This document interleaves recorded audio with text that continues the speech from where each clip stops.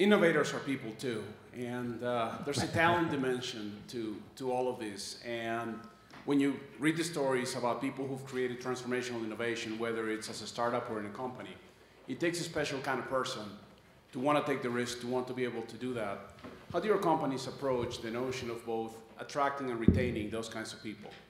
So since that's Booz Allen's president and chief operating officer, I'm not going to answer that question. I'm going to let these guys answer this question.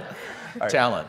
I will tell you from our perspective, because we had this history of incremental innovation that was largely run locally, we literally had to set up a separate organization that was plugged into all of the other organizations, but was separate and unto itself. And what we try to do is create a culture inside of that organization that's a little bit different than our standard operating culture. If you think about what we do for a living, I mean, we start from the farm and we literally go right through to the shelf. We have 275,000 people doing that work. It's very hierarchical. Some might call it military-like in terms of its structure and its focus on execution and process. That's great for execution. It's not really good for innovation, right? Yeah. You sort of lose some creativity in all of that. So by trying to isolate these people a little bit, by bringing in different types of people, and then frankly, by protecting them from the core organization that looks at those people and says, they're different than most of the people that have been successful around here. You have to buy them time to be successful. The one thing I know in big companies is, if you're successful, then you're good. There's no issue then. So we just have to buy them time to be successful. And I would say that we're all, I'm sorry. No, go. We're all fighting in all of our industries for data scientists and for people that have these skills. And so if you're waiting for them to apply and show up at your doorstep, it's just not going to happen.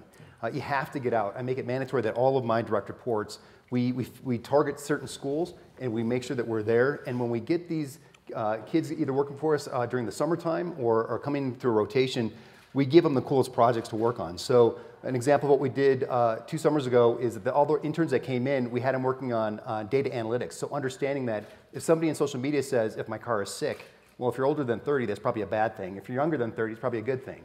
And so we have them work on those types of things where they can make a difference very quickly and go back to school after the summer and say, I actually did this at Toyota, or I got to work on launching a new product.